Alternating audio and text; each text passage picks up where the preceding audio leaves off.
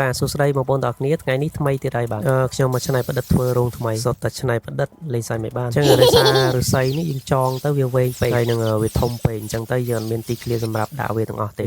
ក្លែកមើលនៅក្នុងរោងរបស់យើងមានកន្លែង space ល្មមដែលអាចកាត់វាជាពីរទៅយើងដាក់មានពីរផ្នែកមិនថាការងារអីទេការងារតូចការងារធំសម្រាប់ខ្ញុំគឺធ្វើដោយយកចិត្តទុកដាក់និយាយចំទៅការងារអីក៏ដោយឲ្យតែធ្វើចេញពីដៃរបស់ខ្ញុំគឺដឹងទៅស្អាតនេះគឺជាអត្តសញ្ញាណរបស់បុគ្គលម្នាក់ៗអញ្ចឹងទីតាំងទី1ដែលយើងជ្រើសរើសដាក់គឺនៅក្រោមដើមស្វាយហ្នឹងឯងហើយមុននឹងដាក់យើងលោចុះលោឡើងមើលថាវាសមឬក៏អត់ហើយវាបែរទៅថ្ងៃឬក៏អត់អញ្ចឹងមិនចេះតែដាក់ទេព្រោះបន្លែខ្លះវាអត់ត្រូវពលឺថ្ងៃអញ្ចឹងទៅវាអត់ល្អមានន័យទៀតខ្សែភ្លើងដែលនៅសល់នោះយកវាមកចងតែម្ដងទៅដោយសារវាមាំហើយក្រោយពីចងហើយយើងតែងមេស្វាយតិចទៅដើម្បីឲ្យវាស៊ីគ្នាហើយចំណែកមួយទៀតខ្ញុំដាក់នៅពីមុខរោងចងតែម្នាក់ឯងណាដៃនឹងក្រិនអស់ហើយដៃកាលពីមុនចុកដៃដោយសារវាយកុំព្យូទ័រឥឡូវនេះចុកដៃដោយសារជាបរិយាកសិកម្មមានន័យទៀតចងយកទៅកំពុងតែធ្វើនេះគឺម៉ោង11:12ហើយចំពោះខ្ញុំមិនថាម៉ោងប្រហែលទេឲ្យតែពេលដែលធ្វើហើយគឺធ្វើឲ្យចប់ចុងចប់ដើមមានពេលខ្លះឆ្ងល់ខ្លួនឯងណាចេះធ្វើទៅកើតអីចឹងទៅឈោមើលទៅកន្លែងណាដែលមិនសមកាត់វាចោលឲ្យស្អាតតែម្ដងដែលធ្លាប់ធ្វើការងារដឹងហើយមុននឹងបញ្ចប់ការងារទ្រុបនៅខ្លួនឯងអស់ចាំផ្ញើមេមើលអូនិយាយលេងទេ